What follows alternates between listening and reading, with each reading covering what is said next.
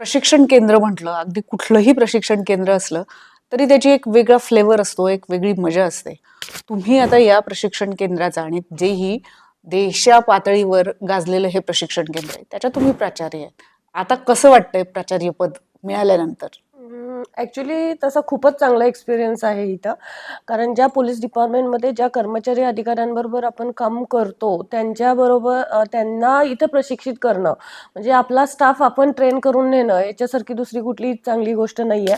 आणि इथून जो पण ट्रेनिंग घेऊन जो बाहेर पडतो, जवळपास 35 वर्ष सर्व्हिसमध्ये मॅक्झिमम लोकं राहतातच आणि त्या 35 वर्षासाठी या समाजाला संरक्षण करणारी व्यक्ती आपण घडवतो, ही एक अतिशय अभिमानाची गोष्ट आहे.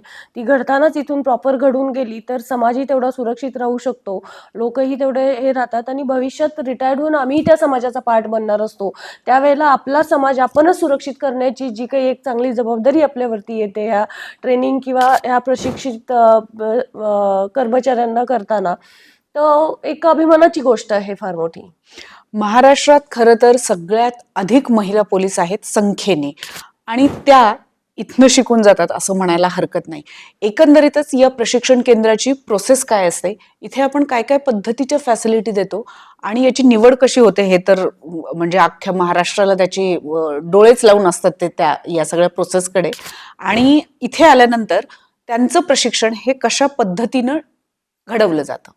ॲक्च्युली या बऱ्याच मोठ्या प्रमाणावरती गोष्टी आहेत. परंतु ह्या पोलीस प्रशिक्षण केंद्राची स्थापना ही 2 मे 1962 झाली आहे आणि याच्यामधून आत्तापर्यंत 63 पुरुष आणि 39 महिला अशा 102 बॅचेस इथं इथं आतापर्यंत बाहेर पडलेल्या आहेत.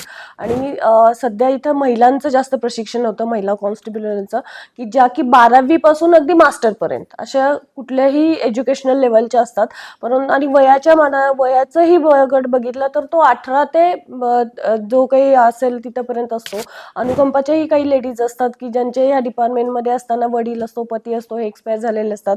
त्यांना पण रिहॅबिलिट करणं गरजेचं असतं. अशाही महिला इथं असतात. असं एकूणच वेगवेगळ्या वयाच्या वेगवेगळ्या एज्युकेशनल लेवलच्या महिला इथं ट्रेनिंगला असतात आणि त्या सगळ्यांना आंतरवर्ग बाह्यवर्ग या दोन्ही प्रकारचं प्रशिक्षण दिलं जातं. ज्याच्यामध्ये आंतरवर्गामध्ये BNS भारतीय संहिताचे हे आहेत. त्याचबरोबर इमोशनल इंटेलिजन्स आहे की ज्याच्यामुळे त्यांना इमोशनली स्ट्रॉंग बनवून पाठवलं जातं किंवा बाहेरच्या परिस्थिती हँडल करण्याच्या दृष्टीनं सगळ्या कायद्यांचं प्रशिक्षण त्यांना दिलं जातं.